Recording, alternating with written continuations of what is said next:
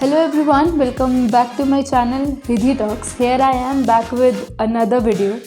आज के वीडियो में हमने बात करी है वास्तु के बारे में, एस्ट्रो वास्तु के बारे में, कर्मों के बारे में, वास्तु में कितनी डायरेक्शंस होती हैं उनके बारे में, हर डायरेक्शंस के अलग अलग कलर्स के बारे में, और वास्तु जो इतना बड़ा टॉपिक है उसके अंदर जितनी चीज़ें आती हैं हमने वो सारी चीज़ें कवर करने की कोशिश करी है. एंड आई होप आपको इस वीडियो से काफ़ी नॉलेज मिलेगी. तो आज की वीडियो में हमारे साथ हैं वास्तु अभिषेक जी. तो बिना किसी देरी के वीडियो स्टार्ट करते हैं. आप मेरे का कंसर्न क्या है? बोले सर मतलब मेरे को ना आप ऐसा वास्तु कर देना, ऐसा कर देना कि मज़ा आ जाए. मैंने कहा ठीक है, काम क्या करते हो? बोले मैं सर इलेक्ट्रिक के ठेके उठाता हूँ, मतलब कमर्शियल जो बिजली के जैसे बोर्ड्स लगने वो लगने मैं ठेके उठाता हूँ. मैंने तो कभी आपके प्रेडिक्शंस गलत हुए? गीता की अगर बात करें, श्रीमद् भगवद गीता की बात करें तो भगवान कृष्ण ने ना एक बात बोली, एक श्लोक है कर्मण्यवादी कारस्ते माँ फलेषु कदाचन. इस श्लोक का जनरल पब्लिक एक मीनिंग ये निकालती है कि कर्म करता रहे, फल की चिंता मत कर. आप तो पहले उसके घर का वास्तु किया बूस्ट करने के लिए कि उसकी शादी जल्दी हो जाए. रिश्ते आने लग गए, रिश्ते मैंने कहा उसने मेरे को 4-5 पत्रियां भेज दी. अब उसने मेरे को 4-5 जो पत्रियां भेजी उसमें से एक पत्री ऐसी थी जो मैंने बोला कि इससे तो करनी नहीं, ये तो पत्री फाड़ के फेंक दे, बात भी नहीं करनी, रिजेक्ट है. और बाकी 2-3 पत्रों में से मैंने एक सेलेक्ट कर दी कि ये वाली ओके, ये वाली ओके. मेरे को 1 हफ्ते बाद पता चलता है कि जो पत्री मैंने रिजेक्ट करी थी ना, रिश्ता उसी से ही हो. मैंने पहले YouTube पे वैसे ही मतलब अनाउंस किया कि जिस व्यक्ति को कैंसर है मैं उनकी केस स्टडीज करना चाहता हूँ, तो क्या लोग मुझे अपने घरों के नक्शे दिखाएंगे. तो मेरे पास बहुत सारे नक्शे आ गए जिनको कैंसर था. मेरे ख्याल से उन नक्शों में जैसे मान लो मेरे पास 20-22 नक्शे आए, ज़्यादा भी नहीं बोलूँगा, 20-22 नक्शे आए.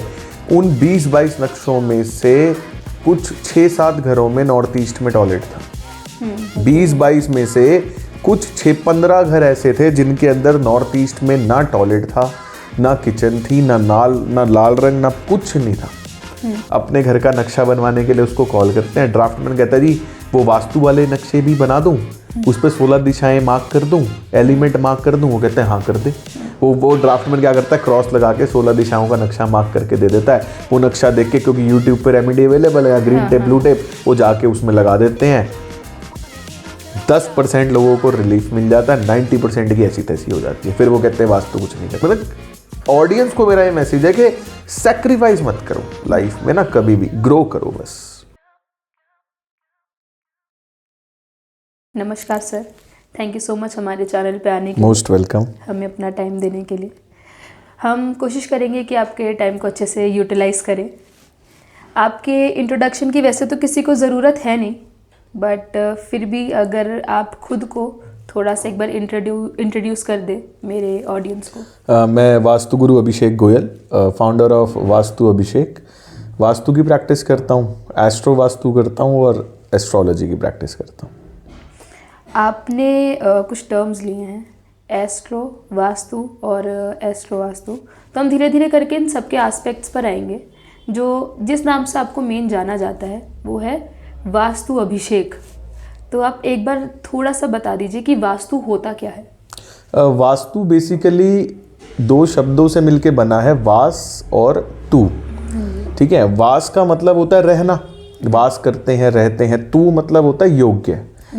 तो वास्तु का मतलब है कोई भी ऐसा भवन जो रहने योग्य है, वो वास्तु के हिसाब से परफेक्ट है. अब जैसे बात करें कोई भी भवन रहने योग्य कैसे होता है, तो रहने योग्य मतलब आप एक पर्टिकुलर घर में जाते हो, उस घर में जाने के बाद वहाँ पे खुशी का माहौल है, बच्चे पढ़ाई अच्छी कर रहे हैं, रिलेशनशिप्स बहुत अच्छे हैं, हेल्थ बहुत अच्छी है, कोई प्रॉब्लम नहीं है. आप दिन भर थक हार के अपने घर में एंटर करते हो. एंटर करते ही होता क्या है, आप एकदम अपनी पूरी थकान आपकी गायब हो जाती है और आप एक फ्रेश मोड में होते हो, रिलैक्स मोड में होते हो.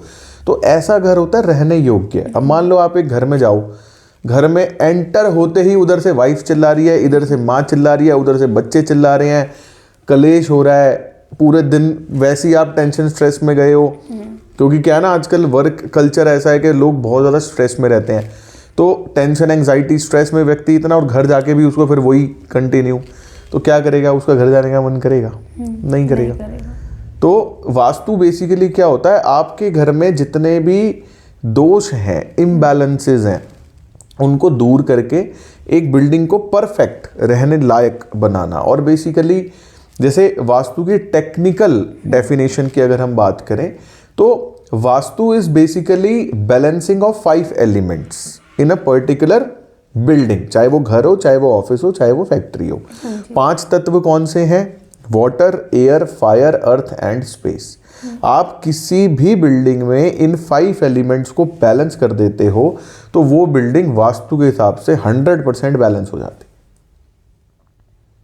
तो वास्तु और जो आपने टर्म लिया था एस्ट्रो वास्तु, एस्ट्रो वास्तु पे आते हैं। जैसे अभी मैंने आपको बताया बिल्डिंग में 5 तत्वों की बैलेंसिंग को वास्तु शास्त्र कहा जाता है। हाँ जी। ठीक है, लेकिन अब क्या होता है विद टाइम, जैसे पहले मैंने शुरुआत की वास्तु से, विद टाइम मतलब आज से लगभग बात करें 12-13 साल पहले की, तो मैं केवल वास्तु की प्रैक्टिस करता था।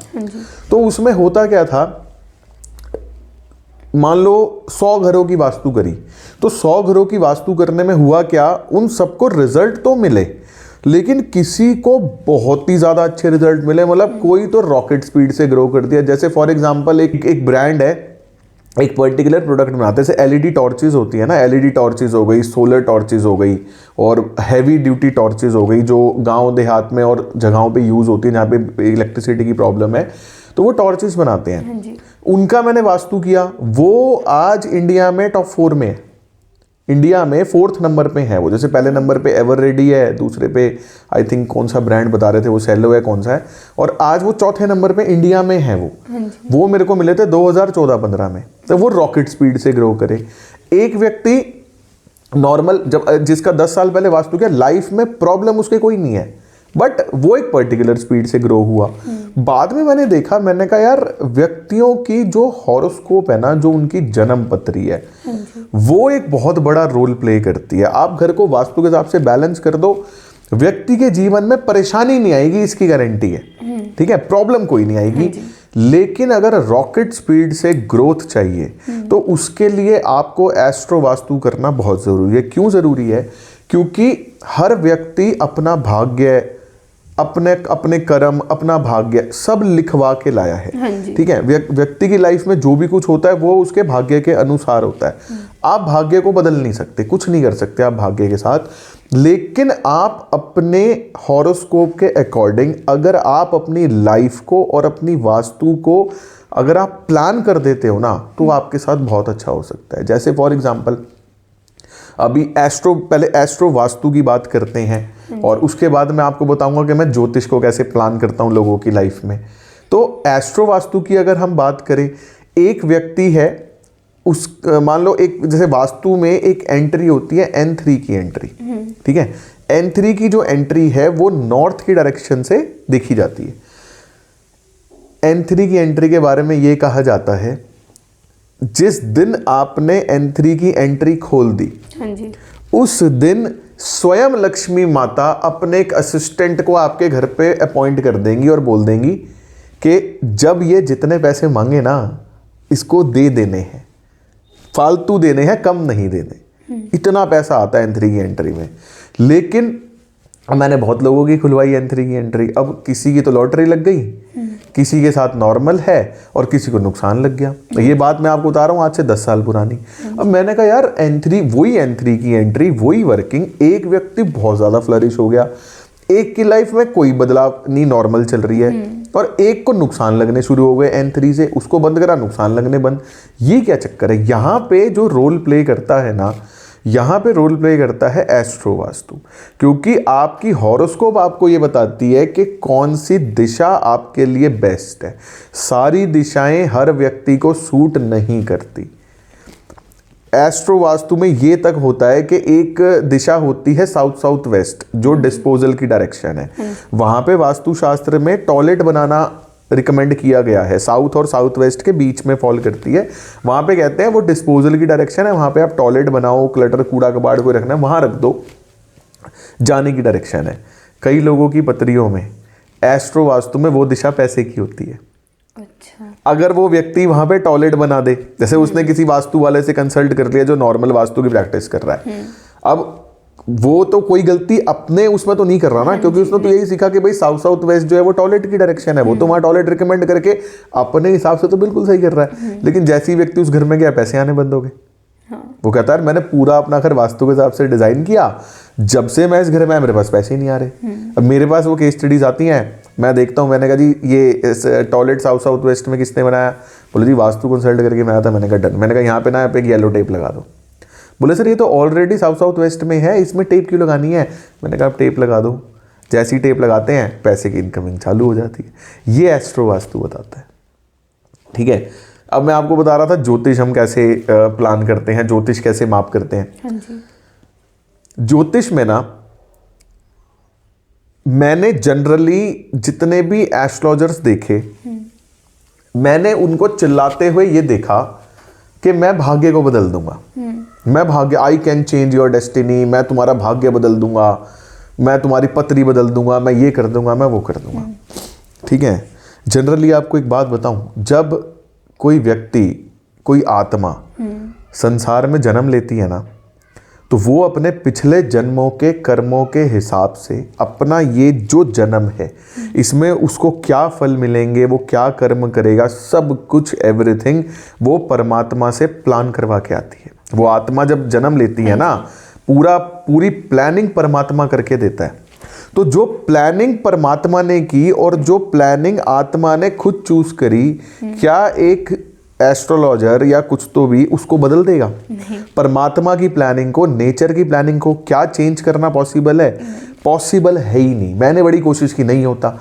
लेकिन पॉसिबल क्या है? पॉसिबल ये है, आप उसकी इंटेंसिटी को बढ़ा या घटा सकते हो। जैसे आपकी हॉरोस्कोप के हिसाब से मान लो हमने एक टाइम डिसाइड करा कि भाई प्रिडिक्शन करी कि जी इस डेट से लेकर अगले 6 महीने के बीच में आपका टोटल जो टाइम पीरियड है वो पैसे का टाइम है, मतलब आपको इतना पैसा आएगा, बिजनेस आएगा, पैसा आएगा, वो सब कुछ है। तो हम प्लान क्या करेंगे? मैं क्लाइंट को क्या सजेस्ट करूंगा कि अगले 6 महीने में अपने घर वालों को समझा देना, अपने बच्चों को समझा देना और खुद भी समझ लो, कहीं घूमने नहीं जाना, कोई फालतू के काम नहीं करने, कोई फैमिली फंक्शन अटेंड नहीं करने, कुछ नहीं करना, अपना पूरा फोकस काम पे लगाना है। क्यों? क्योंकि ये आपकी हॉरोस्कोप के हिसाब से पैसे का टाइम है, इस पीरियड में आपको पैसा आना है। तो हमने प्लान कर दिया ना, इंटेंसिटी को बढ़ा दिया।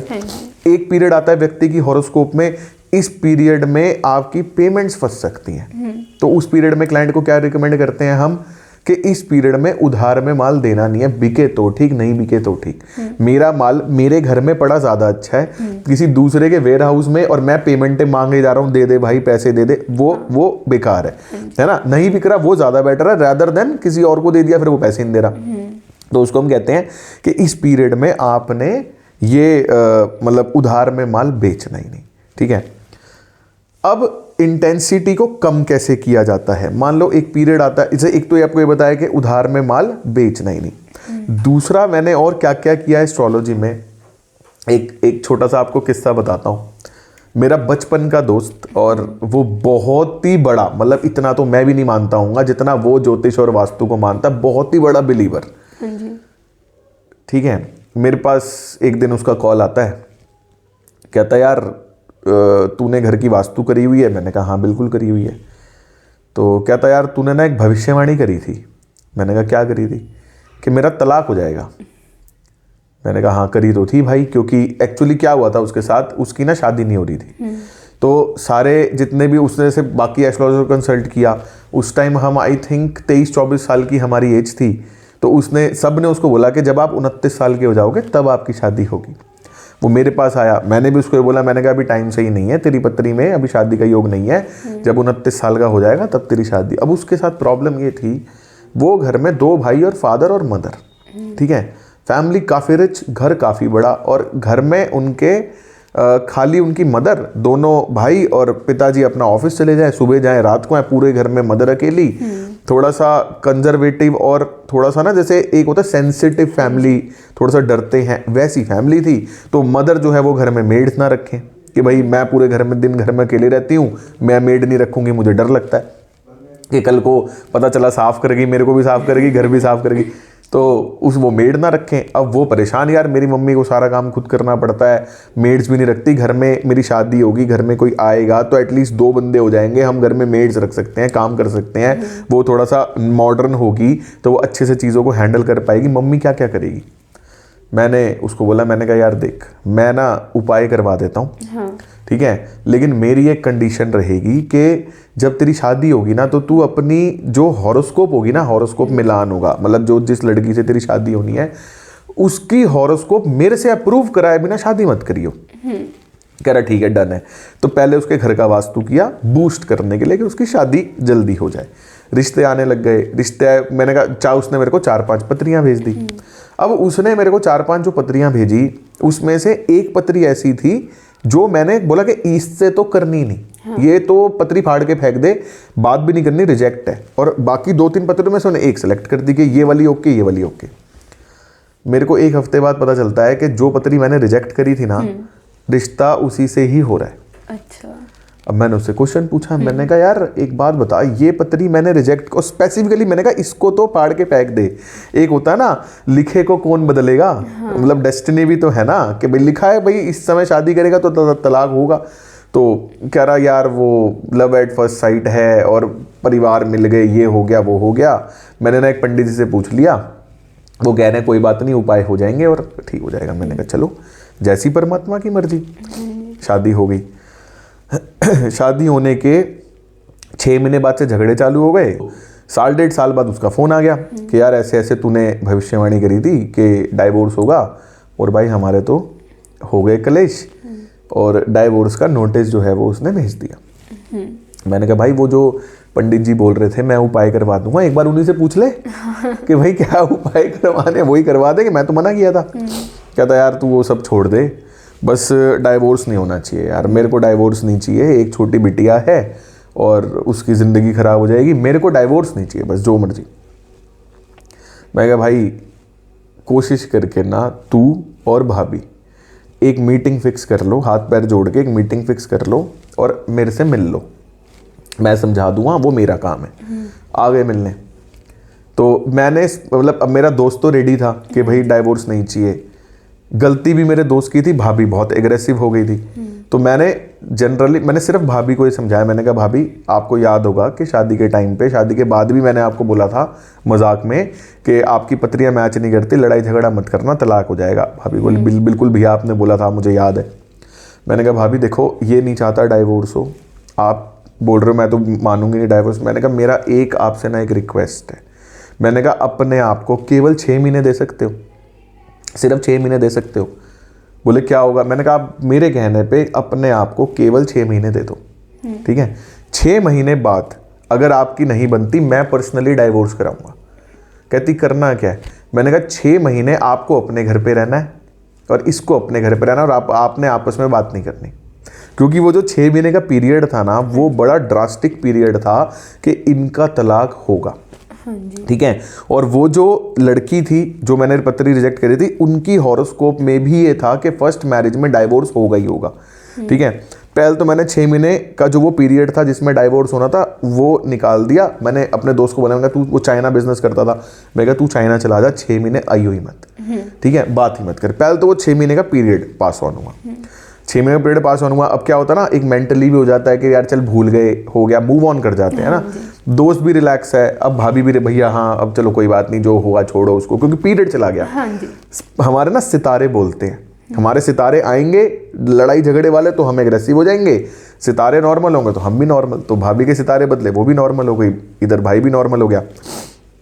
अब क्या होता है, 6 महीने बाद फिर से मेरे ऑफिस में मीटिंग होती है, चलो भैया अब हो गया, अब हम सब रिलैक्स हैं और अब कोई टेंशन। मैं कहा पक्का, मैं कहा हाँ, मैं कहा गले मिलो, हाथ मिलाओ, हाथ मिला रहे गले मिल रहे। मैंने कहा पक्का प्यार वही है ना पुराने वाला, बोले हाँ हाँ भैया पुराने वाला है। मैंने कहा डन, अब तलाक की तैयारी करो, अब तुम्हारे दोनों का तलाक कराना है। अब वो मेरी शक्ल देखें, कह रहे ये क्या बोल रहे हो। मैंने कहा आप दोनों का तलाक कराना है। क्यों, मैं कहा क्योंकि आपकी पत्री में फर्स्ट मैरिज में डाइवोर्स था, आज नहीं तो कल आपका डाइवोर्स होगा, मैं लिख के दे सकता हूँ। तो कहती भैया लेकिन तलाक अब हमें नहीं चाहिए। मैं कहा बेटा मुझको चाहिए, क्योंकि पहले मैं तलाक कराता ना तो तुम फिर शायद बात ही नहीं करते। तुम नॉर्मल हो गए ना, 2 दिन घूम लिए फिर लिया, मेरे ऑफिस आ गए, सब कुछ नॉर्मल है ना, क्योंकि वो सितारे चले गए, वो सितारे दोबारा आएंगे और जैसे ही आएंगे तुम्हारे झगड़े होंगे और तुम्हारा। मैंने कहा मुझे तुम्हारा तलाक कराना है और तलाक करा के तुम्हारी दोबारा शादी होगी, सेकंड मैरिज। क्योंकि इसकी पत्री में भी 29 साल तक पहली शादी में डाइवोर्स है और तुम्हारी पत्री में भी डाइवोर्स है। तो एस्ट्रोलॉजी में मैंने कुछ बदला नहीं। हाँ, वो हुआ पत्री कह रही है कि तलाक होगा, मैंने कहा डन, तलाक होगा, करवा दो तलाक, करवा दो। तलाक करवा के कोर्ट में उनके डाइवोर्स करवाए, डाइवोर्स करा के 1 हफ्ते बाद एक अच्छे मुहूर्त में दोबारा रीमैरिज करवा दी। ना परिवार में किसी को पता चला, ना किसी को कानून, बस माँ बाप को पता है कि ये उपाय करा है बस हमने। तो पत्रियों में ना हम ऐसे प्लान कर देते हैं कि उधर पत्री भी सेटिस्फाई हो गई, उधर पत्री भी सेटिस्फाई हो गई, इधर आपकी लाइफ में भी कोई प्रॉब्लम नहीं आई। तो मतलब वास्तु रिलेशनशिप्स भी अफेक्ट करते हैं? हर चीज करता है वास्तु। तो आप हेल्थ ले लो, आप रिलेशनशिप ले लो, आप करियर ले लो, मनी ले लो, दुनिया में ऐसी कोई चीज है नहीं, मतलब इंसान की लाइफ में ऐसी कोई प्रॉब्लम नहीं है जो वास्तु से टैकल नहीं की जा सकती या जो वास्तु इम्बैलेंस की वजह से नहीं होती। तो वास्तु कितना डीप कॉन्सेप्ट है? भाई पूरा ही कॉन्सेप्ट है। जब आप जिस घर में रहते हो, मतलब आपका घर जितना डीप है वही उतना ही डीप आपका वास्तु है। मतलब हर चीज है, मतलब आपके सोने से लेकर आपके ड्राइंग रूम हो गया, आपका बेडरूम हो गया, किचन हो गई, घर का कोना कोना, वो तो उस हिसाब से डिजाइन होता है वास्तु के हिसाब से।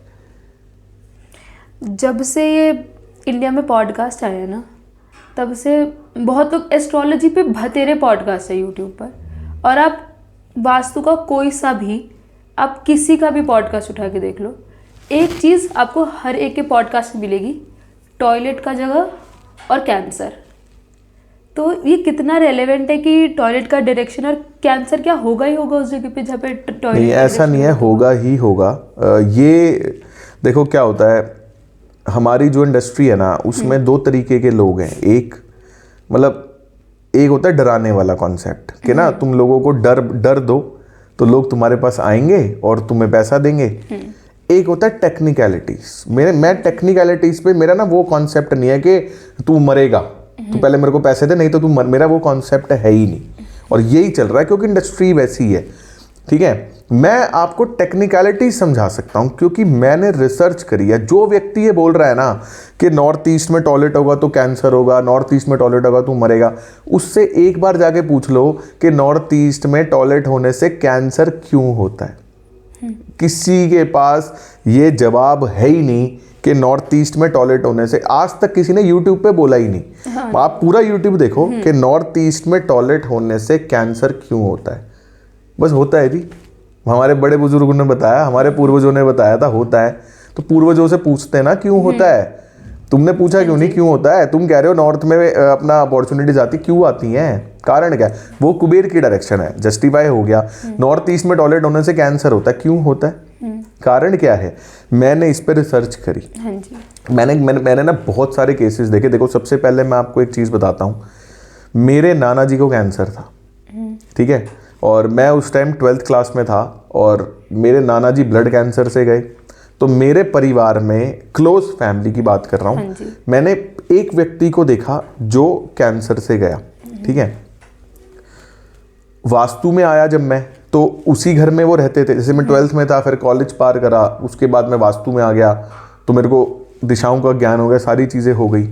अब मैंने भी पढ़ा कि नॉर्थ ईस्ट में टॉयलेट होने से कैंसर होता है। और फिर जब मुझे दिशाओं का ज्ञान हुआ तो मैंने उनके घर पे जाके जब मैंने दिशाएं देखी तो मैंने क्या देखा, वहाँ पे नॉर्थ ईस्ट में टॉयलेट है ही नहीं, ठीक है। अब मैंने कहा यार, ना उनके यहाँ पे नॉर्थ ईस्ट में टॉयलेट, ना उनके यहाँ पे नॉर्थ ईस्ट में सेप्टिक टैंक, ना उनके नॉर्थ ईस्ट में किचन, कोई ऐसी चीज़ एज पर वास्तु जो इम्बैलेंस की फॉर्म में नॉर्थ ईस्ट में हो सकती है, जो कैंसर कर सकती है, कोई ऐसी चीज़ वहाँ अवेलेबल नहीं थी। अब क्या हुआ, क्योंकि नाना जी थे तो पुराने लोगों की जन्म पत्रियाँ नहीं होती थी, तो मैं हॉरोस्कोप एनालिसिस नहीं कर पाता था। तो मैंने कहा चलो कोई बात नहीं, एक एक्सेप्शनल केस। उस केस में जब मैंने केस स्टडी करी तो मेरे नाना जी जो है ना, वो डिस्पोजल की डायरेक्शन में सोते थे। अच्छा। तो साउथ वेस्ट में व्यक्ति सो रहा है, तो वो डिस्पोज ऑफ होगा ना, तो डिस्पोजल की डायरेक्शन में सोने की वजह से उनको कैंसर हो गया। फिर मैंने पहले यूट्यूब पे वैसे ही मतलब अनाउंस किया कि जिस व्यक्ति को कैंसर है मैं उनकी केस स्टडीज करना चाहता हूँ, तो क्या लोग मुझे अपने घरों के नक्शे दिखाएंगे। तो मेरे पास बहुत सारे नक्शे आ गए जिनको कैंसर था। मेरे ख्याल से उन नक्शों में जैसे मान लो मेरे पास 20-22 नक्शे आए, ज़्यादा भी नहीं बोलूँगा, 20-22 नक्शे आए। उन 20-22 नक्शों में से कुछ 6-7 घरों में नॉर्थ ईस्ट में टॉयलेट था। 20-22 में से कुछ 6-15 घर ऐसे थे जिनके अंदर नॉर्थ ईस्ट में ना टॉयलेट था, ना किचन थी, ना लाल रंग, ना कुछ नहीं था। लेकिन जब उन सभी लोगों की हॉरोस्कोप्स को जब मैंने मैप करके देखा तो अपनी हॉरोस्कोप के हिसाब से कोई मृत्यु के स्थान में सो रहा है, कोई कहीं सो रहा है, कोई कहीं सो रहा है, उनके वो कॉम्बिनेशंस वैसे बन रहे हैं, उनके घरों में कहीं पे ऑब्जेक्ट्स उस तरीके से प्लेस्ड हैं जो हिट मार रहे हैं उनके हेल्थ के हाउस के ऊपर, जिसकी वजह से उनको कैंसर हो गया। तो बहुत सारी चीज़ें थी। तो अकेला नॉर्थ ईस्ट में टॉयलेट कैंसर करवा नहीं सकता, मतलब होगा नहीं, आपकी हॉरोस्कोप में होना चाहिए। और अगर आपकी हॉरोस्कोप में है तो नॉर्थ ईस्ट में टॉयलेट हो चाहे ना हो, व्यक्ति को हो जाती है बीमारी। अब मेरे को ना एक वो हो गई कि यार ये जो नॉर्थ ईस्ट में टॉयलेट होने से जो कैंसर होता है, क्यों होता है? ठीक है, तो जिस डॉक्टर ने मेरे नाना जी का इलाज किया था ना, तो वो अब जैसे क्या होता है, कैंसर के पेशेंट का इलाज बड़े लंबे समय तक चलता है। तो एक ही डॉक्टर, अब वो जो डॉक्टर थे वो मतलब इंडिया के बड़े अच्छे नामी डॉक्टर्स में से उनका नाम है, वो उनकी मेरे मामा से बड़ी अच्छी दोस्ती हो गई। ठीक है, मैं भी नाना जी के मोस्टली साथ ही रहता था, तो वो डॉक्टर मेरे को भी जानते थे बड़े अच्छी तरह। तो मैंने ऐसी मतलब मामा से बातचीत कराई, मैंने कहा यार एक बार मुझे ना मिलना है, मुझे कुछ बातचीत करनी है। मैं उनसे मिलने गया, मैंने कहा जी मैं एक रिसर्च कर रहा हूँ वास्तु में और एस्ट्रोलॉजी में ऑन कैंसर, तो मैं आपसे केवल ये जानना चाहता हूँ कि मेरे को ना देसी भाषा में समझा देना कि कैंसर होता क्यों है। अच्छा, मज़े की बात, मेरा जो बैकग्राउंड है ना वो हरियाणा है, मतलब मेरे फादर हरियाणा से बिलोंग करते हैं, मेरा जन्म दिल्ली का है, तो हम थोड़ा देसी होते हैं हरियाणा वाले ना, और ज़्यादातर देसी, वो डॉक्टर भी हरियाणा से ही थे। ठीक है, वो बिल्कुल ही प्योर हरियाणा से। तो मैंने उनसे बात, मैं कहा भैया मेरे को ना खाली ये बता दो सिंपल लैंग्वेज में, कोई टेक्निकल भाषा का इस्तेमाल मत करना, आसान से आसान में आप मुझे ये समझा दो कि किसी एक पर्टिकुलर व्यक्ति को कैंसर क्यों होता है और कैसे, मतलब कॉन्सेप्ट क्या है। कहते यार देख, तेरी बॉडी के अंदर RBC, WBC, प्लेटलेट्स चीज़ें तूने पढ़ी होंगी साइंस में, मैंने कहा पढ़ी है। कह रहे उन सबको छोड़ दे, तेरी बॉडी में फाइटर सेल्स होते हैं जिनका काम है रोग से लड़ना। तू सांस ले रहा है, तेरी बॉडी में, सारी बॉडी में पोर्स हैं, एक्सक्रीटरी ऑर्गन्स है, सब कुछ है, तेरी बॉडी कई जगहों से खुली हुई है, आंख से, नाक से, कान से। कहते तेरी बॉडी के अंदर फॉरेन पार्टिकल्स जो है ना, वो हमारी मतलब ह्यूमन बॉडी के अंदर बाहर से फॉरेन पार्टिकल्स जिनको वायरस बोला जाता है, वो कहीं ना कहीं से घुसते रहते हैं। हम 24 घंटे सांस भी ले रहे हैं, बाहर भी घूम रहे हैं, स्किन टच, हवा स्किन में लग रही है, हवा में वायरस है, स्किन में घुस गया। बोले 24 घंटे हमारे शरीर के अंदर ना एक्सटर्नल वायरसेस घुसते रहते हैं। जैसे ही हमारी बॉडी के अंदर कोई वायरस आता है तो पूरी बॉडी में न्यूरॉन्स की चलते हैं, कमांड सारी ब्रेन में जाती है। तो कहते हैं हमारा दिमाग जो है ना, उसको जैसे ही पता चलता है कि बॉडी के अंदर किसी एक पर्टिकुलर ऑर्गन के ऊपर एक्सटर्नल वायरस ने अटैक किया है, तो दिमाग क्या करता है, अपने फाइटर सेल की सेना को वहां भेजता है, जाओ मारो उसको। हाँ जी। सेना वहां पहुंच गई, वो उसको खत्म कर देती है, और इधर वायरस के मान लो 1 लाख वायरस के सेल, इधर 1 लाख फाइटर गए, दोनों आपस में भिड़े, दोनों मर गए। वो दोनों फिर उसके ऊपर म्यूकस फॉर्म हो जाता है और वो हमारी बॉडी से डेड सेल्स बाहर निकल जाते हैं। ये प्रोसेस है, बॉडी का फाइटिंग मैकेनिज्म है ये बेसिकली, जो उन्होंने मुझे समझाया। अब वो कहते हैं यार देख, कैंसर के अंदर क्या होता है, तेरी बॉडी मतलब किसी भी पर्टिकुलर ह्यूमन बीइंग की बॉडी के ऊपर एक पर्टिकुलर पॉइंट पे वायरस अटैक कर रहा होता है, लेकिन दिमाग को पता नहीं चलता कि वहां पे वायरस अटैक कर रहा है। दिमाग को पता नहीं चलता तो दिमाग वहां पे फाइटर सेल्स भेज नहीं पाता, और वहां पे फाइटर सेल्स जब वो भेज नहीं पाता तो क्या होता है, वो वायरस उस ऑर्गन को कंटिन्यू डैमेज करता रहता है, डैमेज करता रहता है, डैमेज करता रहता है, और एक पॉइंट पे हमें पता चलता है कि व्यक्ति को, आपने एक चीज़ सुनी होगी, कभी भी फर्स्ट स्टेज कैंसर का पता नहीं चलता, सेकंड स्टेज भी नहीं पता चलता, थर्ड, सीधा व्यक्ति कहता है 4th स्टेज कैंसर, सीधा कि भाई मरने वाला है। 4 महीने बचे हैं, 6 महीने बचे हैं, सीधा 4 स्टेज का है। क्यों पता चलता है? क्योंकि पहले 3 स्टेजेस में व्यक्ति की बॉडी को एहसास ही नहीं होता कि ऑर्गन खराब हो रहा है। वो ऑर्गन जब इतना खराब हो जाता है कि अब वो फंक्शन ही नहीं कर पा रहा, चारों तरफ से वायरस ने, तभी पता चलता है। ठीक है, अब इसको वास्तु में अगर हम बात करें, वास्तु में नॉर्थ ईस्ट की जो डायरेक्शन है वहां पे वास्तु पुरुष का सर होता है। सर ब्रेन नॉर्थ ईस्ट में आ गया। जब वहां पे टॉयलेट आएगा तो क्या होगा? Brain, toilet is the activity of disposal. Toilet का काम है डिस्पोज ऑफ करना। तो जैसे ही नॉर्थ ईस्ट में टॉयलेट आएगा वो ब्रेन की कैपेबिलिटी को डिस्पोज ऑफ करना शुरू कर देगा, आपके दिमाग को बंद कर देगा। तो दिमाग जब बंद होगा तो क्या होगा? दिमाग को पता नहीं चलेगा वहां पे वायरस अटैक कर रहा है और मुझे फाइटर सेल्स तो होगा नहीं। तो मैं जब ये मुझे पता चला ना कि ये होता है, ये किसी को नहीं पता, कोई रिसर्च ही नहीं करता इन टॉपिक्स के ऊपर। हाँ, ऐसा मैं ये नहीं कह रहा कि नॉर्थ ईस्ट में तुम बना लो टॉयलेट, नहीं। नॉर्थ ईस्ट में टॉयलेट होने से कैंसर हो सकता है, लेकिन होगा ही, ये आपकी जन्मपत्री बताएगी। तो हर एक डायरेक्शंस सबकी जन्मपत्री को, फॉर एग्जांपल कोई एक डायरेक्शन है, आपने लक्ष्मी माता की जैसे डायरेक्शन बताई थी N3, लक्ष्मी माता की डायरेक्शन वैसे साउथ ईस्ट है। हाँ जी। N3 की एंट्री पैसे की डायरेक्शन है। पैसे की डायरेक्शन। अब वो किसी को सूट कर रही है और जिसको नहीं कर रही वो ट्रीट करना पड़ेगा उसको, मतलब जो रेमेडीज होती हैं उसको रेमेडीज करनी पड़ेगी। तो जो रेमेडीज होती है वो किस तरीके की हो सकती है? रेमेडीज तो वास्तु में बहुत ही ज़्यादा सिंपल रेमेडीज हैं। रेमेडीज जैसे आप जो फ्लोर मार्किंग टेप्स देखी हैं आपने, 2 इंची चौड़ी, जो फैक्ट्रीज वगैरह में जनरली यूज़ करती हैं। 5 एलिमेंट्स होते हैं, water, air, fire, earth and space. ठीक है, जो ये 5 एलिमेंट्स होते हैं इनके 5 कलर होते हैं। वाटर का ब्लू कलर होता है, एयर का ग्रीन, फायर का रेड, अर्थ का येलो और स्पेस का वाइट। ये 5 कलर की टेप्स को यूज़ करके आप अपने पूरे घर के वास्तु को बैलेंस कर सकते हो। तो जो घर बन चुके हैं, जिनका कंस्ट्रक्शन हो चुका है, अब उन लोगों के पास नहीं है पैसे जैसे कि हम पूरा घर तोड़ के बनाएं या फिर कुछ भी, तोड़ फोड़ का कोई कॉन्सेप्ट ही नहीं है हमारे सिस्टम में। किसी प्रकार का तोड़ फोड़ का कोई कॉन्सेप्ट नहीं है। हाँ, एक ये होता है, मान लो किसी व्यक्ति के नॉर्थ ईस्ट में टॉयलेट है, तो मैं उसको पहली रिकमेंडेशन तो यही दूंगा कि भाई इस टॉयलेट को हटा ले, अगर पॉसिबल है तो। अगर वो हटा सकते हैं तो ठीक है, नहीं हटा सकते तो उस टॉयलेट के फ्लोर पे 3 तरफ 2 इंच चौड़ी आप ग्रीन टेप लगा दो, वो वहीं बैलेंस हो जाता है। कुछ चीज़ें होती हैं जिनके कोई उपाय आप कर नहीं सकते, वो मैं आपको बता देता हूँ। जैसे एक है बेडरूम।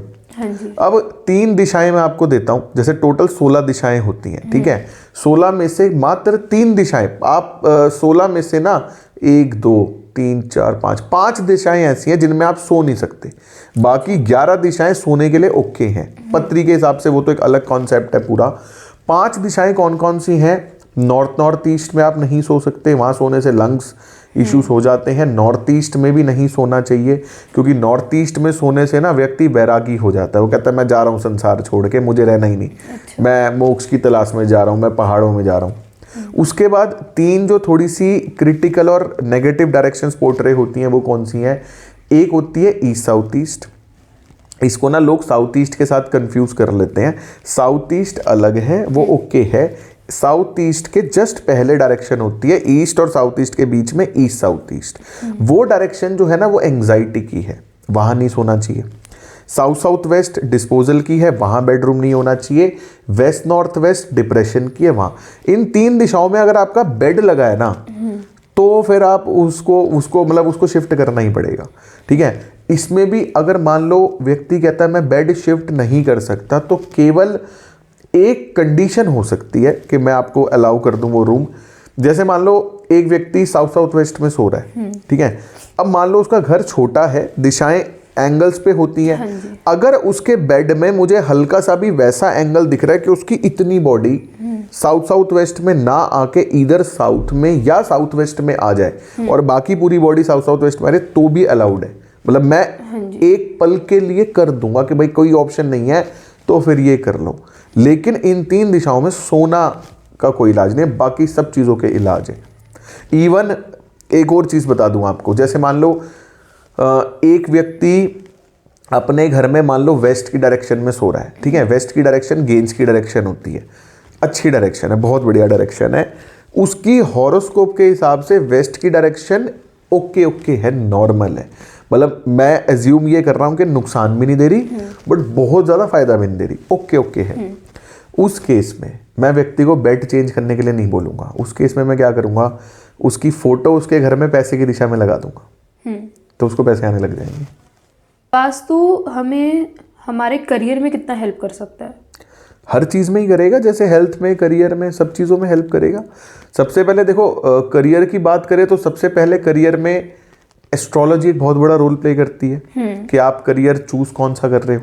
हाँ जी। आपके लिए कौन सा करियर अच्छा है, कौन सा प्रोफेशन आपको पैसा देता है। अगर आप उस प्रोफेशन में जाते हो तो आपको पैसा निश्चित आएगा ही आएगा, चाहे आप ज़्यादा एफर्ट करो चाहे आप कम एफर्ट करो, पैसा आएगा। ठीक है। उसके बाद रोल प्ले करती है वास्तु। अब वास्तु आप अपने घर का बैलेंस कर दो बढ़िया तरीके से, पैसा थोड़ा ज़्यादा आ जाएगा। अब थोड़ा ना वास्तु कई सारी चीज़ों से लिंक होगा। हमने ना कई बार सुना होगा कि हमें अच्छे कर्म करने चाहिए, कर्म मुड़कर आते हैं। तो फॉर एग्जांपल किसी का वास्तु बहुत ख़राब है लेकिन उसने अच्छे कर्म करे हैं तो उसको कोई दिक्कत नहीं आएगी लाइफ में, ये मैं कह रहा हूँ। उसको वास्तु कराने की जरूरत नहीं है। कर्म सबसे ऊपर होता है, कर्म जो है ना वो प्रधान है। ठीक है। गीता की अगर बात करें, श्रीमद् भगवद गीता की बात करें तो भगवान कृष्ण ने ना एक बात बोली, एक श्लोक है, कर्मण्यवादी कारस्ते माँ फलेषु कदाचन। इस श्लोक का जनरल पब्लिक एक मीनिंग ये निकालती है कि कर्म करता रहे, फल की चिंता मत कर। हाँ जी। आपको भी यही पता होगा ना, कर्म करता रहे, फल की चिंता मत कर। आज आप मेरे साथ पॉडकास्ट कर रहे हो, आप एक कर्म कर रहे हो। हाँ जी। मैं आपके साथ यहाँ पे आया इतनी दूर पॉडकास्ट करने, मैं भी एक कर्म कर रहा हूँ। क्यों कर रहे हैं हम? आप क्या चाहते हो? आपका चैनल ग्रो करे। हाँ जी। मैं क्या चाहता हूँ? मेरी मार्केटिंग हो, लोग मेरे साथ ज़्यादा से ज़्यादा जुड़े। हमारा एक आउटपुट है ना, डिसाइडेड आउटपुट है कि ये होगा। अगर हम बोलेंगे यार चल शूट कर लेते हैं, कुछ होगा तो ठीक, नहीं होगा तो ठीक, तो क्या हम काम करेंगे? नहीं करेंगे ना, नहीं होगी, नहीं करेंगे ना। सीरियसली भी करेंगे, लेकिन अगर हम ये सोच लें कि ठीक है ऐसे कर लेते हैं, कुछ होगा तो ठीक, तो हम काम नहीं करेंगे। है ना। हम सोच के करते हैं कि हमें आउटपुट क्या चाहिए। तो भगवान कृष्ण कहते हैं कर्मण्यवादी कारस्ते, कर्म करना तेरा अधिकार है। इस पृथ्वी के ऊपर मैं तेरे को केवल एक चीज की अथॉरिटी दे रहा हूं, वो है कर्म। जो कर्म तेरे को करना है तू कर, तू बिल्कुल फ्री है कि हाथ में चक्कू पकड़ ले, अब या तो इससे सब्जी काट ले या किसी व्यक्ति को काट दे, वो तेरे ऊपर है।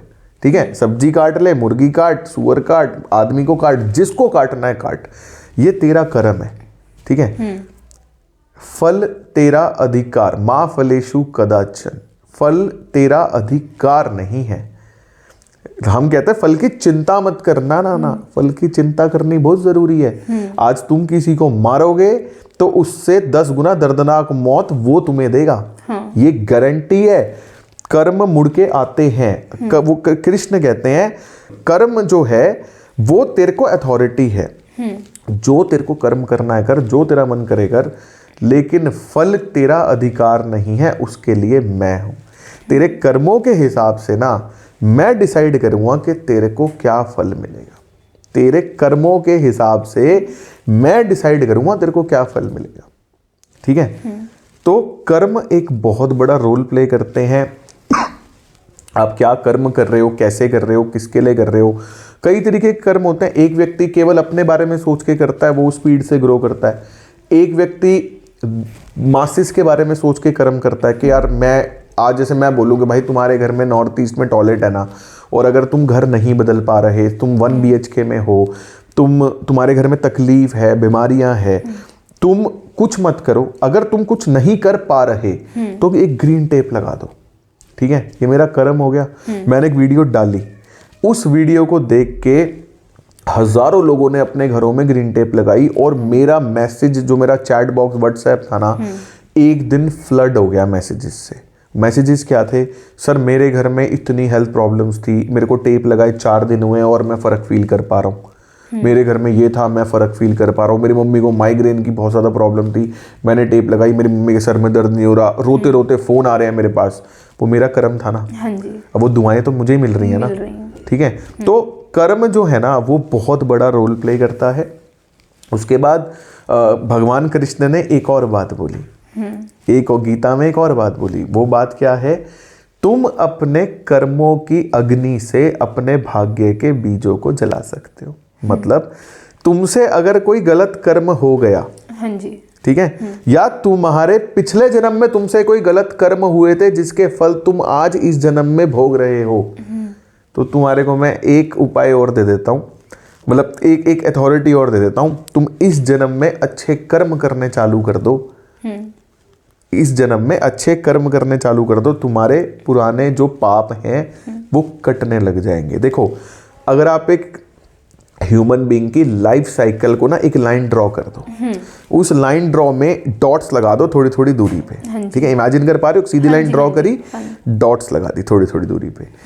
ये birth death, rebirth death, rebirth death, rebirth death, ये ह्यूमन बीइंग की लाइफ साइकिल है। आपने अपने पिछले से 4 जन्म पहले यहाँ पे कोई कर्म किया था ना, वो इस लाइन पे है। वो आएगा। इस जन्म में कर्म किया, इसका फल इसमें नहीं मिला, तो यहाँ डॉट लगी है खाली, यहाँ डॉट लग के रीबर्थ हो गया। अभी वो गया नहीं है, वो आ सकता है, वो यहाँ भी आ सकता है, वो यहाँ भी आ सकता है, वो यहाँ भी आ सकता है, ठीक है। अभी आपने मेरे से क्वेश्चन पूछा था कि मेरे घर में अगर किसी के व्यक्ति के बुरे कर्म हो तो वो मेरे को भी अफेक्ट कर सकते हैं क्या? हाँ, कर सकते हैं। बैलेंसिंग करनी है, अपनी लाइफ को बैलेंस करना बहुत ज़रूरी है। हाँ, बैलेंस करने के लिए ये भी एक कॉन्सेप्ट बता देता हूँ। आप आज एक बुरा कर्म करोगे ना, तो उसको बैलेंस करने के लिए 100 अच्छे कर्म करने पड़ेंगे। या इसको अगर हम उल्टा कर दे, आप 100 अच्छे कर्म कर लो, लेकिन एक बुरा कर्म आपके 100 अच्छे कर्मों को काट देगा। तो कर्म बहुत बड़ा रोल प्ले करते हैं। अब कर्मों के बाद आता है आपका भाग्य, ठीक है। क्या आप अपने भाग्य के अनुसार कर्म कर रहे हो? अच्छा। एक व्यक्ति के भाग्य में लिखा है कि वो एक बहुत बड़ा यूट्यूबर बनेगा, लेकिन वो बैठ गया अपने पिताजी के गल्ले पे जाके, यूट्यूब पे चैनल ही नहीं बनाया, ठीक है। तो क्या उसको ग्रोथ मिलेगी? नहीं मिलेगी। लाइफ बढ़िया चलेगी उसकी, पिताजी का पैसा है, कारोबार है, वहां आ रहा है। लेकिन अगर मैं बोल रहा हूं ना पत्री के हिसाब से पैसा आना, तो मैं 1-2 लाख रुपए महीना आने की बात नहीं कर रहा, मैं 5-7 लाख रुपए महीना आने की बात भी नहीं कर रहा। वो पैसे आते हैं अनकाउंटेबल, अगर आप अपनी हॉरोस्कोप के हिसाब से वो व्यापार, वो बिजनेस आप करते हो, ठीक है। तो यहाँ पे दोनों लिंक हो गए। कर्म तो हर कोई कर रहा है ना। आपको एक छोटा सा एग्जांपल दूं, हमारे घरों पे, जैसे घरों के बाहर कबाड़ी आते हैं जो जिनको आप अपना वेस्ट, रद्दी, वो सब बेचते हो, ठीक है। उसको नॉर्मल लैंग्वेज में कबाड़ी बोलते हैं, और वो भी चिल्लाते हैं कबाड़ी। उसकी जन्म पत्री होगी, ठीक है। वो व्यक्ति क्या कर रहा है? एक छोटी सी रिक्शा पे आपके घरों से पुराना कूड़ा कबाड़ उठा रहा है, बेच रहा है, और रोज का 400-500 रुपए का उसका गल्ला है, ठीक है। एक किस्सा सुनो। मेरे मामा जी, उनका इन्वर्टर बैटरीज का बिजनेस था, तो मैं उनके ऑफिस में बैठा हुआ था। सडनली उनका सेक्रेटरी आता है कि भाई साहब वो कबाड़ी आया मिलने।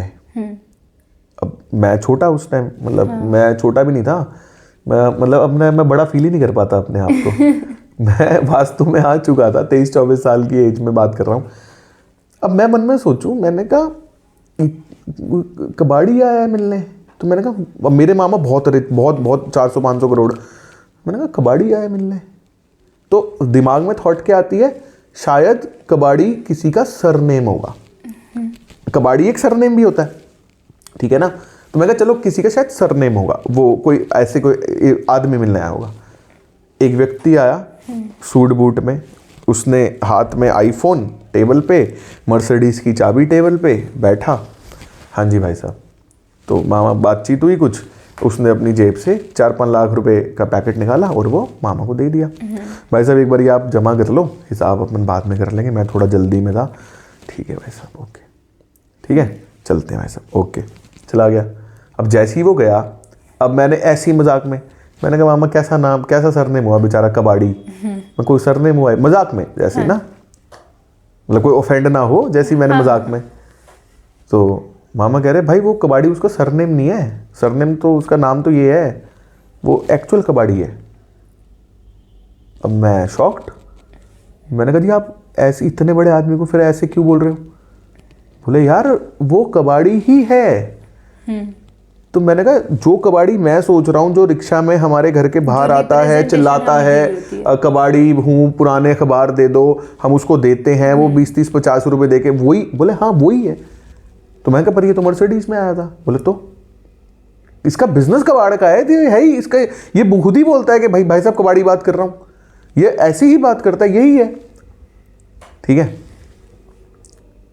वाओ, उसकी हॉरोस्कोप भी होगी। हाँ जी। ठीक है, एक इंटरनेट पे, मैं नाम नहीं लूंगा, कुछ वेबसाइट्स हैं जो आपके घर का सारा कूड़ा कबाड़ बेचने का काम करती हैं। है। समझ गए आप? हाँ जी। वो 4-5 हज़ार 10,000 करोड़ की वैल्यूएशन है। जिसने वो वेबसाइट बनाई उसकी पत्री भी होगी। हाँ जी। आप तीनों की पत्री उठा लो, तीनों के कॉम्बिनेशन आपको सेम मिलेंगे। जो आपके घर के बाहर कबाड़ी आ रहा है उसकी कॉम्बिनेशन आपको सेम मिलेंगे, जो आपके वहाँ पे मर्सिडीज में आया उसकी कॉम्बिनेशन, जो 10-20 हज़ार करोड़ पे बैठा है उसकी कॉम्बिनेशन, आपको कॉम्बिनेशन सेम मिलेंगे। ठीक है, प्रोफेशन भी वो लोग वही कर रहे हैं। यहाँ पे काम करती है वास्तु और आपकी सोच। पत्री कर्म हो गया, हाँ। पत्री हो गई, अब यहाँ काम करती है आपकी वास्तु और आपकी सोच। वास्तु बेसिकली क्या करती है, अगर आपके घर की वास्तु बढ़िया हो ना, ग्रोथ ओरिएंटेड हो, बढ़िया हो, बेहतरीन हो, तो आपकी सोच में परिवर्तन आ जाता है। आप कहते हो नहीं मेरे को, मैं यहाँ नहीं, मतलब मेरे को नॉर्मल लाइफ नहीं जीनी, मैं तो यहीं पे बैठ के काम करूँगा। मतलब एक होता ना, एक व्यक्ति क्या लाइफ में सेटिस्फाई हो जाता है, एक व्यक्ति भाई मेरी लाइफ में 1-2 लाख रुपए महीना मेरे को आ रहा है, या 10-20-50 हज़ार रुपये महीना मेरे को आ रहा है, मेरे घर का खर्चा 25,000 रुपये, 15,000 मेरी EMI, 40, 10,000 मैं सेव कर लेता हूँ, 10,000 रुपये मैं पिक्चर दे लेता हूँ, 60,000 में मेरी ज़िंदगी चल रही है, बहुत बढ़िया, मैं सुकून से जी रहा हूँ, मैं शांति से जी रहा हूँ। वो मेंटालिटी ही ख़त्म कर देती है वास्तु। वास्तु कहते हैं नहीं, टॉप पे ही जाना है, यहाँ काम करती है वास्तु। तो मैंने आपको तीनों समझाए, हाँ, कर्म कैसे काम करता है, एस्ट्रोलॉजी कैसे काम करती है, और वास्तु कैसे काम करती है। तो कभी आपके प्रेडिक्शंस गलत हुए हैं? प्रेडिक्शंस जनरली गलत होते नहीं, ऐसा कुछ नहीं होता। मतलब गलत नहीं बोलूंगा, इंटेंसिटी वेरी कर सकती है, इंटेंसिटी वेरी कर सकती है, लेकिन उसमें भी फिर व्यक्ति की सोच सामने आ जाती है। जैसे एक आपको अभी किस्सा बताता हूँ। एक व्यक्ति का फोन आया मेरे पास, कहते सर आपकी फीस मैं जेन्युइनली अफोर्ड नहीं कर सकता, और मैं बहुत ही मतलब ना, आप सोच भी नहीं सकते कि मैं ये फीस आपको पे कैसे कर रहा हूँ। मैंने कहा ठीक है, मेरे को सोचने की ऐसी कोई ज़रूरत भी नहीं है, तो आप, मैंने कहा कंसर्न क्या है? बोले सर मतलब मेरे को ना आप ऐसा वास्तु कर देना, ऐसा कर देना कि मज़ा आ जाए। मैंने कहा ठीक है, काम क्या करते हो? बोले मैं सर इलेक्ट्रिक के ठेके उठाता हूँ, मतलब कमर्शियल जो बिजली के जैसे बोर्ड्स लगने, ये लगने, वो लगने, मैं ठेके उठाता हूँ। मैंने कहा ठीक है। मैंने कहा अप्रॉक्सीमेट मंथली इनकम क्या है आपकी, अगर आप बताओ तो? बोले सर अप्रॉक्सीमेट 50-60,000 मेरी मंथली इनकम है। मैंने कहा ठीक है। छोटा सा ऑफिस, कंसल्टेशन बुक हुई, वास्तु के उपाय करे, उन्होंने सारे उपाय करे। 7-8 दिन के बाद मेरे पास मैसेज आता है, sir I want to talk very urgently, please call me. ठीक है। मैं कहा आर यू अवेलेबल नाउ? बोले यस। मैंने कॉल बैक करा, मैंने कहा यस। मैं कहा हाँ जी सर बताओ क्या? बोले सर मेरे को तो ना समझ नहीं आ रहा मेरे साथ क्या हो गया। मैंने क्या हो गया? बोले सर एक्चुअली ना एक कॉन्ट्रैक्ट आया मेरे पास, और उस कॉन्ट्रैक्ट में मैं 25 लाख रुपए कमाऊंगा। ठीक है, 6 महीने का कॉन्ट्रैक्ट है, लेकिन मुझे समझ नहीं आ रहा कि मैं लूँ या ना लूँ। मैंने कहा उस दिन तो आप कह रहे थे वास्तु इतनी बढ़िया कर देना कि दिमाग खराब हो जाए। ठीक है, अब कॉन्ट्रैक्ट आ रहा है तो आप ले नहीं रहे। मैंने कहा ये क्या चक्कर है? बोले सर मैंने कभी इतना बड़ा प्रोजेक्ट हैंडल ही नहीं करा जीवन में, मेरे पास वो स्किल्ड लेबर ही नहीं है, मेरे पास वो स्किल्ड स्टाफ ही नहीं है ही नहीं। मैंने कहा मेरी बात सुन, मैंने कहा अपॉर्चुनिटी दरवाजे पे ना बार बार दस्तक नहीं देती। इस प्रोजेक्ट को, मैंने कहा ये पहले तो मुझे ये बताओ कि अगर आपने इतना बड़ा प्रोजेक्ट हैंडल नहीं करा तो ये मिला कैसे? बोले सर एक्चुअली ये प्रोजेक्ट ना किसी और को मिला है, मतलब किसी ने टेंडर भरा था, उसको उसका टेंडर मिल गया, वो मेरे को जानता है पर्सनली, हमारे रिलेशन में, और उसको पता है इसका बिजली का काम है। वो मेरे को कह रहा है कि टेंडर मेरे को मिल गया है, ये सारा काम तू करेगा, पैसा मैं तेरे को एडवांस दूंगा, फिर तू काम कर, जो भी करना है, लेबर तेरे को टाइम पे मिलेगी, सब कुछ मिलेगा, लेकिन काम में मेरे को देरी नहीं चाहिए, मेरा काम ऑन टाइम चाहिए। बोलो सर मेरे को तो डर लग रहा है, मुझे तो डर लग रहा है, अब वो क्या हुआ, वहां पे सोच बीच में आ गई। सोच बीच में आ गई। वही आपको बता रहा था ना, एक व्यक्ति संतुष्ट है कि मैं 50,000 महीना कमा रहा हूँ और सेटिस्फाइड हूँ लाइफ में, सडनली 25 लाख रुपए वो हैंडल ही नहीं कर पा रहा। उनको मैंने इतना प्रेशर करके मैंने कहा भैया एक बार ये प्रोजेक्ट ले लो, एक बार ये ले लो, मेरे कहने पे ना इसको साइन करो, मैं और दूसरे उपाय करता हूँ, फिर हो जाएगा। उन्होंने साइन कर दिया प्रोजेक्ट। बोले सर मैंने साइन कर दिया, अब क्या करना है? मैंने कहा अब जाके लेबर ढूंढ, अब मैं क्या करूं, मेरा काम तो प्रोजेक्ट दिलवाना था ना। मैं कहा प्रोजेक्ट हो गया, सब घोड़े वोड़े सब लगाई रखे हैं, अब जाके सीधा अपना स्किल्ड लेबर ढूंढो। बाय चांस वो लेबर भी मिल गई, ठेकेदार भी मिल गए, सब कुछ हो गया, काम चालू हो गया। अब क्या होगा, अब उनकी सोच धीरे धीरे उसमें परिवर्तन आना शुरू होगा, क्योंकि एक बार जब हाथ में आएंगे ना पैसे, तो ये हो जाएगा कि हाँ इतने तो हम ले सकते हैं, इतना बड़ा, फिर धीरे धीरे करके हाँ धीरे धीरे हाँ बढ़ेगा, टेंडर बढ़ेगा। तो ये इंटेंसिटी बीच में आ जाती है। इसलिए मैं ना, मतलब मैं सही बताऊं, इसलिए ना मैं छोटे केस अवॉइड ही करता हूं। मतलब कि कोई बड़ा हो ना केस के भाई, मतलब हाई लेवल पे, वो मेरे को ज्यादा मजा आता है करने में, क्योंकि वहां पे फिर बंदों की सोच वो उस लेवल पे ही है करने में। एक ना कॉन्सेप्ट आता है ब्रह्मा स्थान का। हाँ, तो वो ब्रह्मा स्थान का कॉन्सेप्ट क्या है? ब्रह्म स्थान बेसिकली जैसे नाम है, हाँ। ब्रह्म स्थान मतलब ब्रह्मा का स्थान। हाँ जी। ठीक है। वास्तु में अलग अलग शक्तियां होती हैं, जिनको 45 एनर्जी फील्ड्स कहा जाता है, 45 शक्तियां कहा जाता है। बेसिकली संसार में जिस भी चीज की क्रिएशन होती है ना, वो ब्रह्मदेव से होती है। और वास्तु की उत्पत्ति भी ब्रह्मदेव से हुई। कैसे हुई, वास्तु का ओरिजिन कैसे हुआ? बहुत हजारों साल पहले भगवान शिव और अंधक असुर में लड़ाई छिड़ गई। मल्ल युद्ध, जिसको रेसलिंग बोलते हैं ना, अखाड़े में कुश्ती, वैसी कुश्ती छिड़ गई। तो ये दोनों आपस में काफी देर तक लड़ते रहे। अब लड़ाई के दौरान क्या हुआ, बहुत ज्यादा थक गए दोनों। तो भगवान शिव और वो ना, एक टाइम्स ब्रेक हुआ, जैसे रेसलिंग में टाइम्स ब्रेक होता है, टाइम्स ब्रेक हो गया। भगवान शिव के शरीर से उस समय पे बहुत ज्यादा पसीना बहने लगा, और जब उनके पसीने की बूंदें धरती पे टच हुई, तो वहां से एक बहुत बड़े विशाल महाभूत, बहुत बड़े क्रिएचर की उत्पत्ति हुई। और किसी को समझ नहीं आ रहा कि ये देवता है या असुर है। अब जैसे ही वो पैदा हुआ, उसने भगवान शिव से पूछा कि जी मेरे को बहुत ज़्यादा भूख लगी है, आप प्लीज़ मुझे आज्ञा दो कि मैं कुछ खा लूँ। भगवान शिव थक गए थे, बोले जो खाना खा ले। भोले बाबा मना तो करते नहीं किसी चीज़ के लिए, बोले जो खाना खा ले। अब उसने खाना चालू करा, सारा अनाज खा गया, सारे पेड़ पौधे खा गया, सब कुछ खा गया, सब खत्म कर दिया। उसकी भूख शांत नहीं हुई। फिर उसने मट्टी खानी चालू कर दी, आसपास की मट्टी खा गया सारी। अब सब ये देख के परेशान हो गए, बोले यार ये तो रुक ही नहीं रहा, चक्कर क्या है। अब किसी ने पूछी भाई कितना खाएगा, सब कुछ तो खा गया तू, अब मट्टी भी खा रहा, कितना खाएगा। कहता पहले मैं पृथ्वी लोक खा जाऊंगा, फिर मैं आकाश पाताल तीनों लोगों को निकल जाऊंगा, लेकिन मेरी भूख शांत नहीं होगी। बोले यार इसका मतलब तो हमें भी खाने वाला है। हाँ। मट्टी खाएगा, धरती खाएगा, तो फिर तो हम भी जाएंगे, हमें भी खाएगा। अब सबने क्या किया, उस पॉइंट ऑफ टाइम पे ना 44 एनर्जी फील्ड्स ने, देवता और असुरों ने मिलके उसको पकड़ा, और उसको पकड़ के ब्रह्मदेव के पास ले गए। ब्रह्मदेव ने क्या किया, उसको 4 दीवारी में बांध दिया। एक स्क्वायर में 4 दीवारी में उस विशाल महाभूत को बांध के उसको अपने मनस पुत्र की उपाधि दी, और उसको वास्तु पुरुष का नाम दिया। और ब्रह्मदेव ने खुद उस विशाल क्रिएचर के नाभि में अपना स्थान ग्रहण कर लिया। ब्रह्मदेव ने उसको आशीर्वाद दिया कि आज से ये मेरा मनस पुत्र है। जो व्यक्ति इस धरती के ऊपर किसी भी भवन का निर्माण करेगा, घर बनाएगा, जैसे ही वो अपने प्लॉट की 4 दीवारी करेगा, डिमार्केशन करेगा, तो प्लॉट के मध्य में, सेंटर में ब्रह्मदेव की उत्पत्ति होगी, और उसके बाद सारी शक्तियां ब्रह्मदेव से निकलेंगी। जो व्यक्ति वास्तु का ध्यान करके अपने घर का निर्माण करेगा, वो उसको देवताओं का आशीर्वाद मिलेगा। जो ध्यान नहीं करेगा वो असुरों का भोजन बन जाएगा। तो जो बेसिकली ब्रह्म स्थान है ना, वो आपके घर का नाभि सेंटर है, सेंटर पॉइंट, मिडल पॉइंट जिसको बोलते हैं।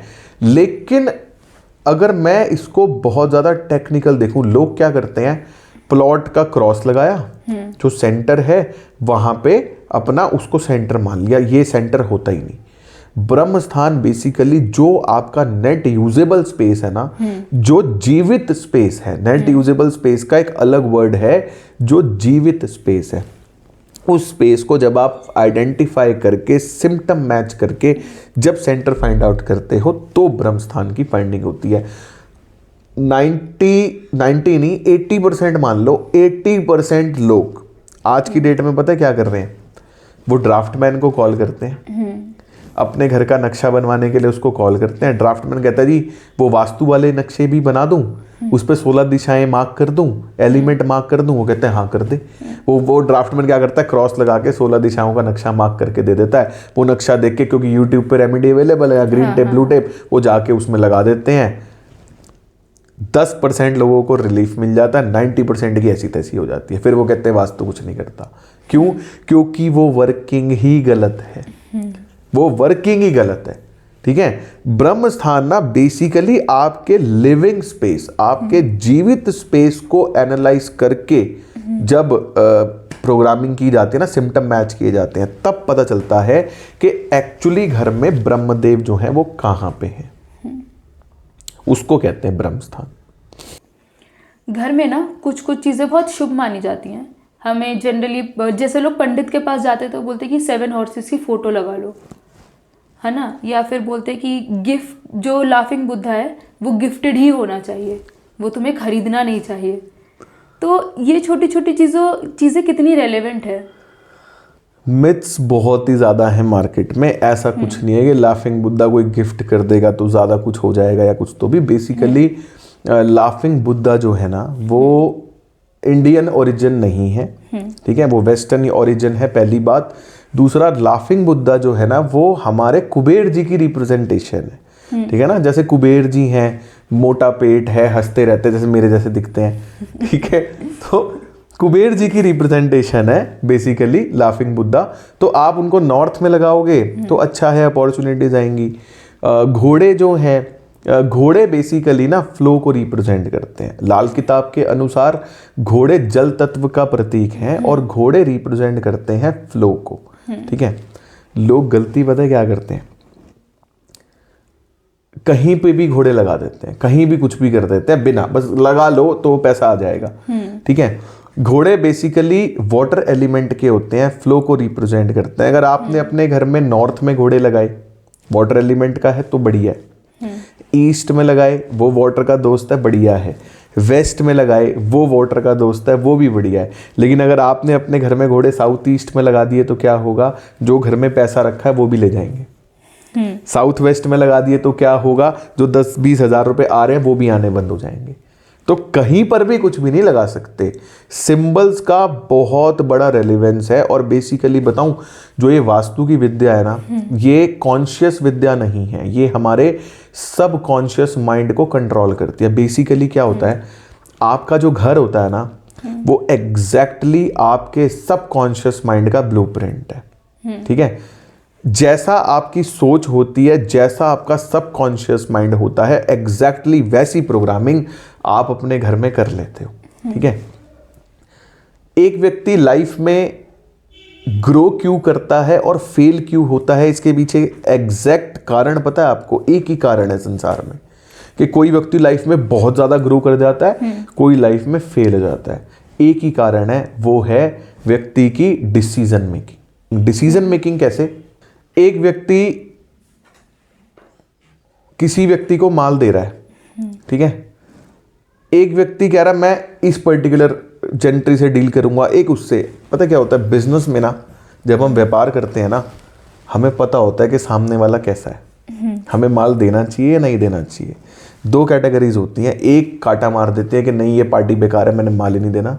दूसरी पार्टी कहते हैं प्रॉफिट बहुत दे रहा है यार, आ जाएगी पेमेंट, दे दे माल, कोई बात नहीं, लालच में।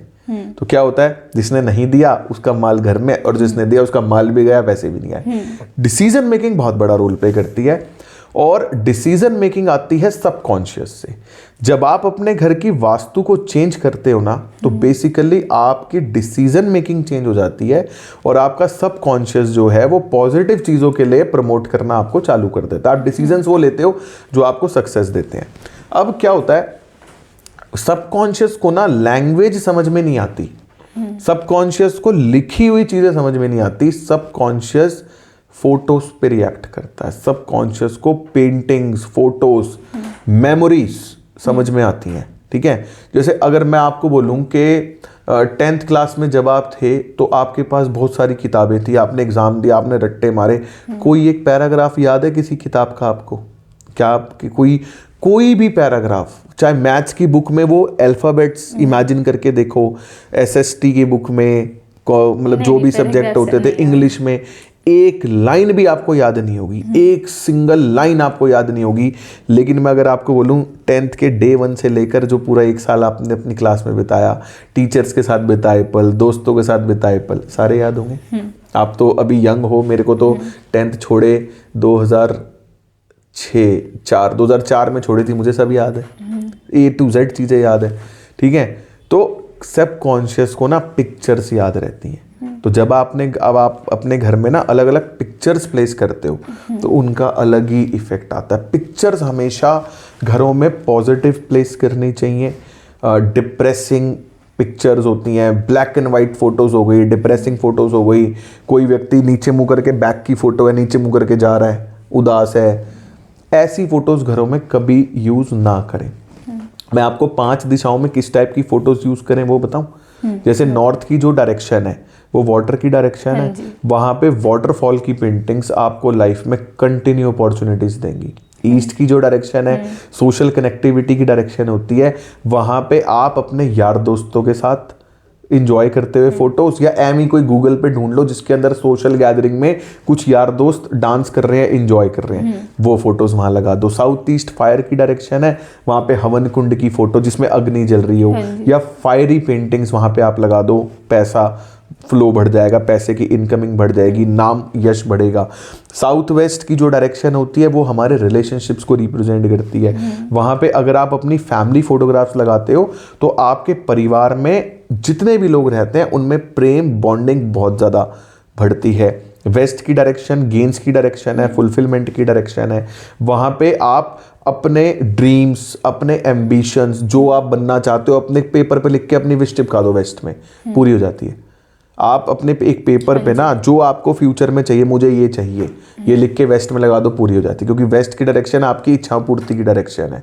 नॉर्थ वेस्ट में आप अपनी कंपनी, जिस कंपनी में आप जॉब करते हो, उस कंपनी का लोगो नॉर्थ वेस्ट में लगा दो, बॉस आप और आपका बॉस आपकी मानेगा, गारंटीड।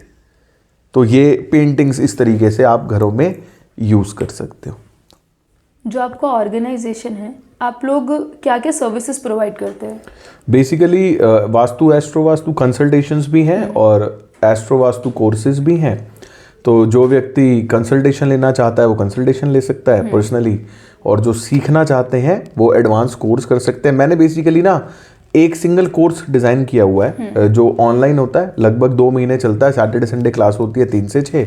उसके अंदर आप वास्तु बेसिक से लेकर एडवांस तक, देवतास, एस्ट्रो वास्तु और डाउजिंग, पेंडुलम डाउजिंग सब सीख सकते हैं। तो लोग क्या ज़्यादा प्रेफर करते हैं आपके पास, सर्विसेज लेना या फिर प्रॉपर कोर्स करना? डिफरेंट कैटेगरीज हैं। जैसे फॉर एग्जांपल एक व्यक्ति को इंटरेस्ट नहीं है ऑकल्ट में, मतलब वैसे सीखने में इंटरेस्ट नहीं है या उस पर टाइम नहीं है। अब एक व्यक्ति है, अब जैसे मेरा एक मेरे क्लाइंट है, उनकी नेटवर्थ होगी 5,000 करोड़ रुपए, तो वो हर सैटरडे संडे 3 से 6 तो मुझे दे नहीं सकते। एक व्यक्ति जॉब करता है, उसको कहता है यार मेरे को मेरी ग्रोथ से मतलब है, ठीक है ना, मुझे सीख के अपना एक्सपेरिमेंट्स नहीं करने। तो वो लोग ज्यादातर कंसल्टेशंस प्रेफर करते हैं जो अफोर्ड कर पाते हैं। और बाकी जो दूसरे लोग हैं वो लोग मतलब कोर्सेज भी बहुत लोग प्रेफर करते हैं। ज़्यादातर लोग कोर्सेज इसलिए प्रेफर करते हैं क्योंकि कोर्स में ना अगर किसी व्यक्ति का घर 1000 स्क्वायर फीट एरिया के अंडर है और सिंगल फ्लोर है, तो उसकी ऑनलाइन कंसल्टेशन मेरे द्वारा पर्सनली फ्री है कोर्स में। उसकी वैसे कीमत 50,000 है, ठीक है, तो वो फ्री हो जाती है। तो वो कहते हैं कोर्स कर लो, सीख भी लो, वास्तु भी हो जाएगी, सब कुछ हो जाएगा। Thank you so much. Most welcome जी। ये मेरा मास्टर कैमरा है, आप यहाँ पे देख के मेरी ऑडियंस को कोई एक फाइनल मैसेज देना चाहते हैं तो वो आप यहाँ दे सकते हैं। बस मेरा मैसेज एक ये है कि जैसे मैंने अपनी लाइफ में ना कभी भी एडजस्टमेंट्स नहीं की, किसी भी प्रकार की ना एडजस्टमेंट नहीं की, और कॉम्प्रोमाइज़ नहीं किया। मतलब कभी भी ना लाइफ में किसी भी सिचुएशन में कॉम्प्रोमाइज़ नहीं करना चाहिए, अपने को फाइट करनी चाहिए। अगर अपनी लाइफ बढ़िया नहीं है तो इसका मतलब वो हमारी वजह से है। जैसे देखो हर व्यक्ति की लाइफ में जो भी कुछ हो रहा है ना वो उसी की वजह से हो रहा है। अगर कोई व्यक्ति लाइफ में ग्रो कर रहा है तो वो उसकी मेहनत है, वो कोई व्यक्ति लाइफ में परेशान है ना तो वो उसके कर्म, उसकी वास्तु, वो सब है। तो चीज़ों को बदला जा सकता है, लाइफ को और ज़्यादा एक्सप्लोर करना चाहिए, मेहनत करनी चाहिए और ग्रोथ के लिए ना कभी भी मतलब थकना नहीं चाहिए। करते रहो, मेहनत करते रहो। जैसे आज मैं आपको बताऊं, आज मैं इतना फाइनेंशियली फ्री हूं कि अगर मैं आज काम करना बंद कर दूं तो शायद मुझे काम करने की ज़रूरत नहीं है। मैंने अपने आप को इतना फाइनेंशियली फ्री कर लिया है, मेरी बहुत सारे सोर्स ऑफ इनकम है। बट अब क्या हो गया ना, अब एक पैशन ही होगा कि बस और ग्रो करना है। अब मजा आ रहा है। जैसे अब जैसे लोगों को ना सिखाने में, हेल्प करने में, दूसरे को ग्रो करते देखने में। अब एक का जैसे वास्तु किया, वो भाई साहब नेक्स्ट लेवल पे ही पहुंच गया। अब एक बंदा जो नॉर्मल सुबह घर से निकल रहा है, फैक्ट्री जा रहा है, टॉर्च बना रहा है, बेच रहा है, आज मर्सिडीज में बाबूजी गेट खोलते हैं, वाइट कलर की ड्रेस में भैया गेट खोलते हैं, वो आज वो 4-5 फैक्ट्री वहां जा रहे हैं। वो भी तो एक लेवल पे पहुंच गए ना। उनको देख के अच्छा लगता है कि यार ये पहुंचे। ठीक है, तो मैं तो मतलब ऑडियंस को मेरा ये मैसेज है कि सैक्रिफाइस मत करो लाइफ में ना, कभी भी ग्रो करो बस। Thank you so much. Most welcome. So guys that's it for this video. इस वीडियो में हमने पूरी कोशिश करी थी कि हम वास्तु के सारे एस्पेक्ट्स को कवर कर सके और आप तक पूरी नॉलेज एकदम क्लियरली पहुंचा सके। आपका कोई भी फीडबैक हो तो आप कमेंट सेक्शन में कमेंट कर सकते हैं। मेरा इंस्टाग्राम का लिंक डिस्क्रिप्शन में मेंशन है, आप मुझे इंस्टा पे DM भी कर सकते हैं। सो मिलते हैं नेक्स्ट वीडियो में। Thank you.